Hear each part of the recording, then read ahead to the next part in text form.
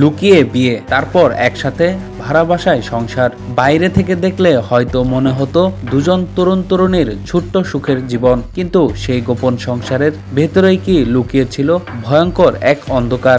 জাহাঙ্গীরনগর বিশ্ববিদ্যালয়ের মেধাবী শিক্ষার্থী শারমিন জাহান খাদিজার গল্প এখন ঠিক এমনই এক রহস্যে ঘেরা, যেখানে ভালোবাসার সন্দেহ আর মৃত্যুর ছায়া একসাথে জড়িয়ে গেছে। জানা যায়, জাহাঙ্গীরনগর বিশ্ববিদ্যালয়ের লোক প্রশাসন বিভাগের 51তম ব্যাচের শিক্ষার্থী শারমিন জাহান খাদিজা গোপনে বিয়ে করেছিলেন ঢাকা কলেজের অর্থনীতি বিভাগের শিক্ষার্থী ফাহিম আল হাসানকে। আদালতের হলফনামার মাধ্যমে তাদের বিয়ে হয়। এরপর তারা ক্যাম্পাসের পাশে ইসলামনগর এলাকায় একটি ভাড়া বাসায় স্বামী স্ত্রী পরিচয়ে থাকতে শুরু করেন। বাইরে থেকে সবকিছু স্বাভাবিক মনে হলেও ধীরে ধীরে সেই সম্পর্কের ভিতর জমতে থাকে অবিশ্বাস আর দ্বন্দ্ব।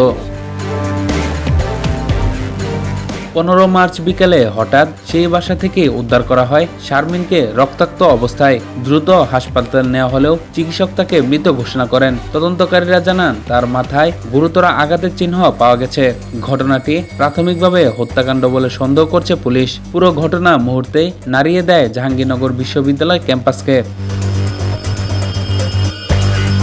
ঘটনার পর পুলিশ জিজ্ঞাসাবাদের জন্য ফাহিম আল হাসানকে হেফাজতে নিয়েছে। ঠিক কি হয়েছিল সেই দিন, ভালোবাসার সম্পর্ক কিভাবে এমন মর্মান্তিক পরিণতিতে পৌঁছালো, এটি কি হঠাৎ ঘটে যাওয়া সহিংসতা, নাকি এর পিছনে লুকিয়ে আছে আরো গভীর কোনো গল্প?